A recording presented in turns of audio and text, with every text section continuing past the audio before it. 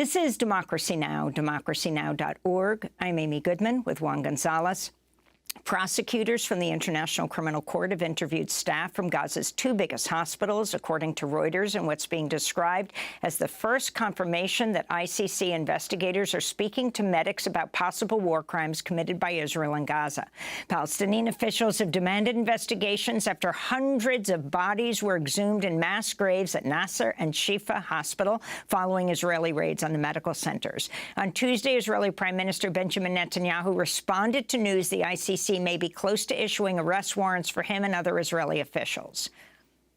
The International Criminal Court in The Hague is contemplating issuing arrest warrants against senior Israeli government and military officials as war criminals. This would be an outrage of historic proportions. This comes as the International Court of Justice has rejected a request by Nicaragua to order Germany to halt exporting arms to Israel. But the ICJ declined to throw the case out entirely. Nicaragua has accused Germany of violating the Genocide Convention by providing military and financial aid to Israel. For more, we go to Reed Brody, a war crimes prosecutor, author of To Catch a Dictator, The Pursuit and Trial of Hissène Habré. He's joining us from Barcelona, Spain. Reed, can you first talk about this possibility that Prime Minister Netanyahu and others may be charged by the International Criminal Court, and the U.S. saying that the International Criminal Court doesn't have the jurisdiction to do this? Well, of course, this would be huge, Amy. The International Criminal Court has never issued an arrest warrant for a Western official. Indeed, since Nuremberg, no international tribunal has issued an arrest warrant for a Western official. For decades, we've had this double standard where international justice has only been effective for crimes committed by leaders of developing countries or by enemies of the U.S., like Vladimir Putin. We don't know if this is true, but this would be a huge red line. I mean, there's, the Palestinians have been, and Raji Sourani has been on your show a number of times, have been fighting for 15 years to bring the ICC's attention to alleged Israeli war crimes. Back in, including illegal settlements in the West Bank. And the ICC, under 3 successive prosecutors, has given this slow walk to those complaints. And it was always assumed that this prosecutor, Karim Khan, a British barrister who came in with American support, was very reticent, would never actually cross that red line and indict an Israeli official. But I think the overwhelming evidence of atrocities, the disproportionate attacks, the indiscriminate attacks, the collective punishment of the people of Gaza, the international condemnation, and frankly also the genocide case brought by South Africa at the other court in The Hague, the ICJ, that resulted in a ruling by the ICJ essentially that Israel had a case to answer. These have all made it untenable now for the ICC not to act. Now, of course, the U.S. position, as you've said, is that the ICC does not have jurisdiction because Israel has not ratified the ICC treaty. This is the historic position that the U.S. argued 25 years ago when we were drafting the ICC statute in Rome. But the U.S. was overwhelmingly outvoted, and the ICC has jurisdiction over nationals of countries that have ratified, so-called state parties, but also it has jurisdiction over crimes committed on the territory of states that have given authorization.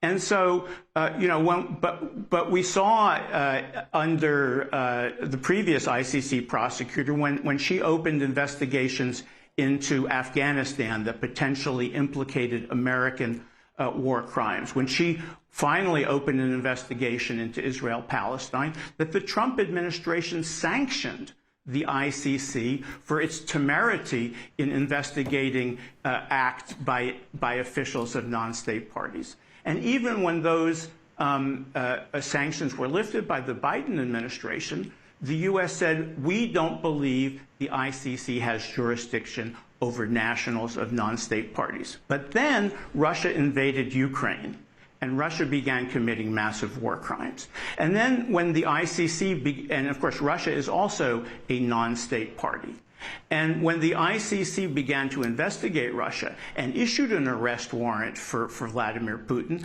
the U.S. celebrated that. So it's now for the U.S. to go back and say, well, we loved it when you did it with Putin, but we think you're crossing a red line when you do it with Israel. Of course, that's just hypocrisy. Reid, I wanted to ask you, one of the Israeli officials who spoke to the New York Times said that the possibility of the court issuing arrest warrants has been guiding Israeli decision-making in recent weeks. What's the significance of this?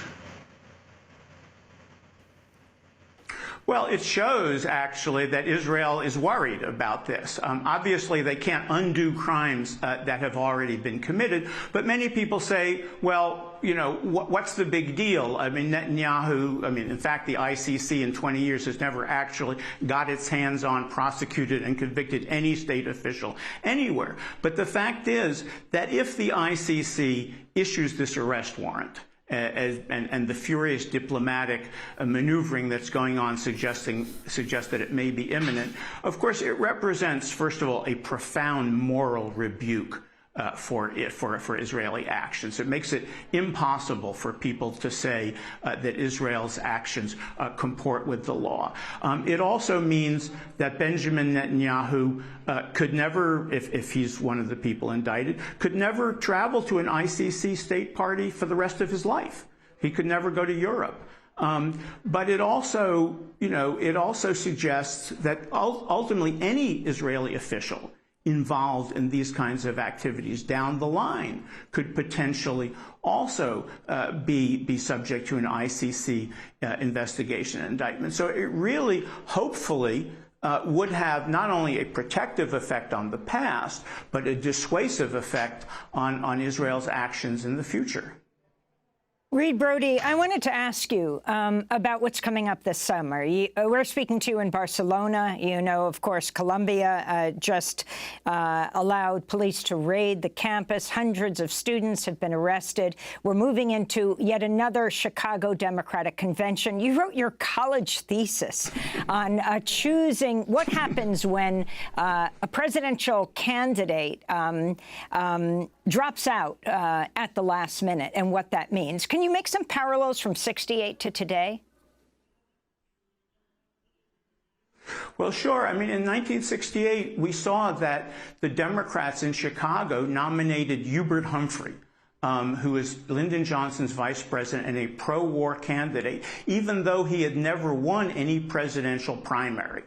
Even though Robert F. Kennedy, before he was assassinated, Eugene McCarthy, had garnered all the votes. And so we had this massive protest against a Democratic candidate who was pursuing a very unpopular war. And so the whole primary, the whole Democratic selection process was renovated, and so that you now have primaries and caucuses that result in pledged delegates.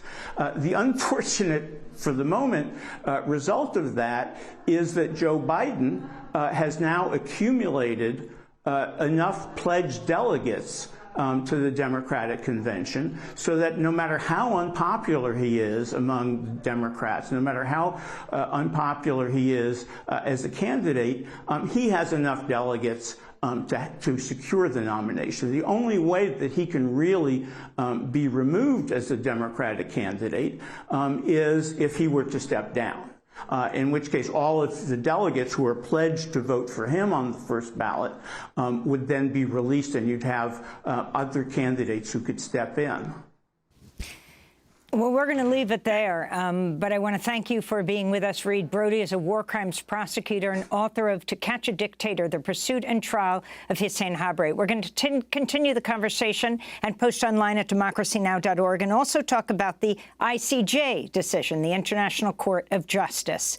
I'm Amy Goodman with Juan Gonzalez. Democracy Now! Is produced with Mike Burke, Renee Feltz, Dina Guzder, Shruf Abdel-Quddus, Messiah Rhodes, Nermeen Sheikh, Maria Terracena, Tammy Warrenoff, Sharina Nadura, Sam Alkoff, Tamory Astu, John Hamilton, Robbie Karen, Hani Massoud, Hannah Elias. Our executive director is Julie Crosby. Special thanks to Becca Staley, John Randolph, Paul Powell, Mike DeFilippo, Miguel Noguera, Hugh Grant, Dennis Moynihan, David Prude, Dennis McCormick, Matt Ely, Anna Uzbek.